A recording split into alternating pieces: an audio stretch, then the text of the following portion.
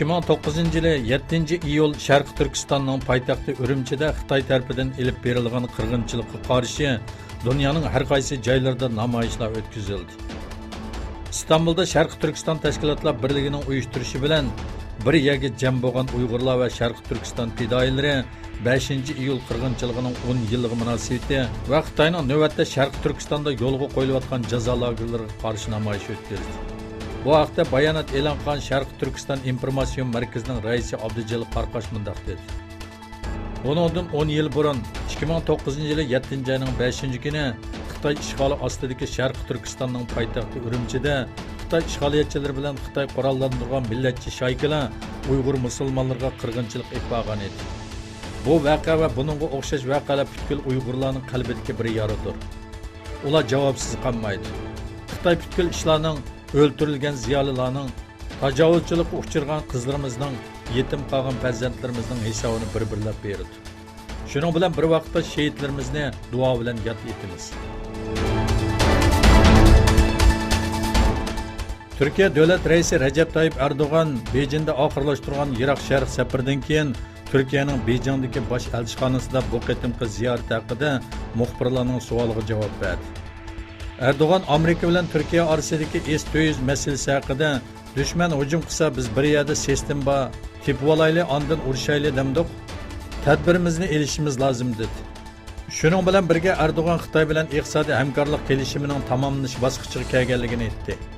Erdo'g'an Xi Jinping bilan ko'rishganda Sharq Turkiston va Uyg'urlar masalasini tilga olganligini ta'kidlab bundoq dedi. Bu masalani suiiste'mol qilayotganlarmi bor? Bular Turkiya Xitoy munosabatiga salbiy ta'sir qiladi. Ular cho'ng jihatdan Turkiyaning bir qarshi davlat bilan bo'lgan munosabatlarni o'ylashmasdan hissiyat bilan ba'zi harakatlarni qilib zini ya o'z qarindoshlariga ya Turkiyaga badalini to'lag'izyapti dedi. Turkiyadan Sharq Turkistonga bir hay'at avatish taklifi ochiq muomala qilinganligini ta'kidlab, "Basun, ko'sin" dedi. Angliya muhofizat gazeti Xitoyning Sharq Turkistonga kelgan qirg'izistonlik sayohatchilarning telefonlariga ta'qib qilish yumshoq detali o'rnatganligini o'ttirg'a qo'ydi. Mazkur gazetning boshqa xalqaro hamkorlashuvchilari orqali bayqagan uchurlardan ma'lum bo'lishicha, Xitoy chegara xodimlari Sharq Turkistonga kirganlarning telefonlariga maxfiy josuslik yumshoq detali tushirgan. Bu app orqali kishilarning suhbat xotirasi va o'rnini nazorat qila oladi ekan. Shuning bilan bir vaqtda muhofizatchi gazeti bu appning Xitoydagi bir shirkat tarafidan yasab chiqilganligini aytdi. Iber yarim orolining eng janubiy chetiga joylashgan va Angliyaga tava bo'lgan Jabal Tariqda Eronda besilgan yiqilg'ularni Suriyaga to'shayotgan bir Ispaniya neft paraxoti musodir qilingan. Voqeadan keyin Angliyaning Eronda turish bosh elchisi Rob Maker bu haqda tushuncha berish uchun Tashqi ishlar ministrligiga chaqirtilgan. Jabal Tariq avtonom hukumatining boshlig'i Picardo bu haqda muxbirlarga so'z qilib, Jabal Tariq porti xodimlari va munosabatli doiralarning munosabatli qonunlariga asosan sohil bexatarlik xodimlarining yordami bilan Suriyaga xom neft to'shayotgan bir paraxotni to'xtatganligini, paraxot bilan yukning musodir qilinganligini bildirdi.